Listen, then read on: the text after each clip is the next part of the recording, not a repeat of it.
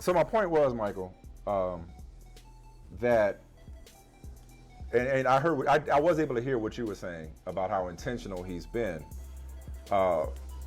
He's a long way from not being a championship level quarterback, and worse, being a liability. But beyond that, so many people get burned out by the game. So many people, it's not just physical, it's mental. Emotionally, they don't have the desire. I mean, hell, Larry Fitzgerald just on Friday talked about, I have no urge to play the game. So many people have no desire to continue sacrificing. And that word sacrifice is critical, because it may come down to his wife and his children. His son's a ball boy, so he's kind of found a way to, spend some more time with the family that way. It may come down to his wife just won't let him continue, even though she keeps asking, what more do you have to prove? And she's tried. She's tried to get him to stop a long time ago. There are so many people who are just like, yo, I don't want to do this anymore. I don't want to go to camp. I don't want to go to practice every day. I enjoy the games, but the grind is getting me. They say what they miss most is the camaraderie, but the toll that it takes on you mentally, emotionally, year round, to be able to maintain the level of health and physical fitness that a Brady has into his 40s, to be able to stay healthy, that's just too much for some people. This dude is a player coach at this point. What I loved about the article, the Football Morning America article, was the anecdote about North Texas 4th round rookie receiver Jalen Darden.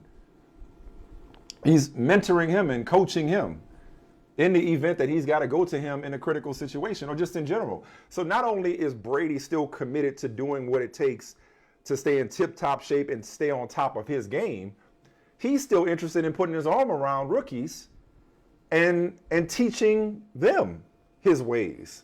That doesn't look like somebody who is tired of any aspect of football.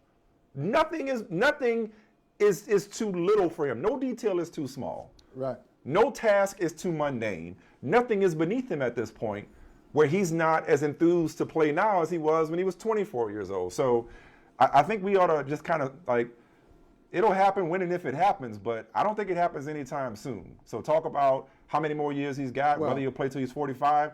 He's definitely playing past 45. We got to talk about how good he'll be at 50. Like, how good will Tom Brady be at 50 is the question. And out of 32 teams, not only can he still be a quality quarterback for the next several years, a quality enough quarterback, let's call it serviceable quarterback. There's going to be some team out there that'll certainly give him an opportunity to show it. So let's say, Tampa is this year, maybe another year, whatever it is. If he still wants to play, I don't think finding employment is going to be an issue for him. I don't know. As he said in his quote of the year so far, you sticking with that bleep bleep over me. He didn't find the market, the crazed Tom Brady market that was before last year. But that was before last year, because people thought that 2019. Well, they weren't paying attention. If they thought that, look. But I'm saying a lot of people thought in 2019 that he was done, that he was falling off, that he was not the player he was. I don't think anybody else wants to be that MFer after last year. Well, they may not have been, but they certainly saw what he did last year on a torn MCL. Fool me once, shame on you. Fool me twice, can't fool me again. So I don't think, if he becomes a free agent again, I don't think a team's going to be like, well, I don't know. He might be over the hill. I doubt it.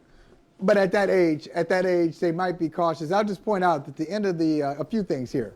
At the end of the 2019 season, the Patriots that year started off 8-0. They finished 4-4.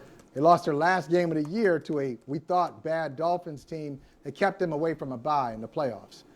By the end of that year, he had Antonio Brown at the beginning of the year, Antonio Brown gone. Gronk was retired.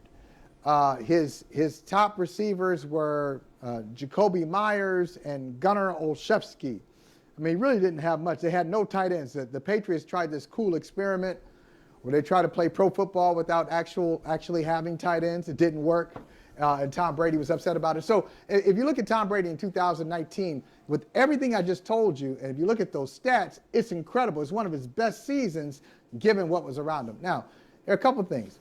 He told Peter King in 2014, after they beat the Seahawks in the Super Bowl, Peter went out to the Brady compound in Montana, did a podcast with him, like 2 or 3 part podcast. And he told Peter then, he said, why would I stop now? I've got the answers to the test. He said, this is the time when the game is getting easier for me. So that was 7 years ago where the guy is talking about, I got the answers to the test. And one of the things that he's always done, the dude just loves football. You can find him, Google Tom Brady 60 Minutes. His 60 Minutes interview, he's doing it with Deion Branch, and they tell the interviewer, we know what each other is doing without even saying anything. We just look at each other. And they prove it to the interviewer. They look at each other. Deion runs the route right on time. He's just one of those guys, man, who is just obsessed and in love with what he's doing. I'm with you. This thing is going to be around, this Tom Brady story is going to be around for a long time.